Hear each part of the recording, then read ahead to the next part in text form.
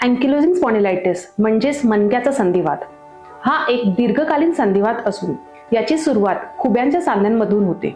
खुब्यांच्या सांध्यांमध्ये कधी डावीकडे तर कधी उजवीकडे दुखू शकतं पेशंटला. खुब्यापासून सुरुवात होऊन हा आजार हळूहळू वरती पसरतो. हळूहळू लंबार स्पाइन, थोरॅसिक स्पाइन, कधी कधी बरगड्यांमध्ये पण दुखणं येऊ शकतो आणि मानेच्या सांध्यांमध्ये पण दुखू शकतो. या आजारामुळे हा आजार जास्त करून पुरुषांमध्ये आढळतो आणि पुरुषांमध्ये याची तीव्रता पण जास्त असते.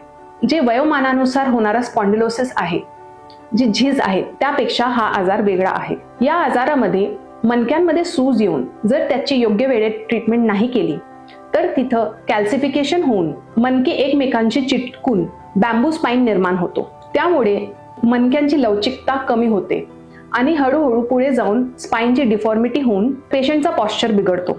हा आजार 20 ते 40 वर्षाच्या लोकांमध्ये जास्त करून होतो, पण कधी कधी वयोवृद्धांमध्ये पण याची सुरुवात होऊ शकते.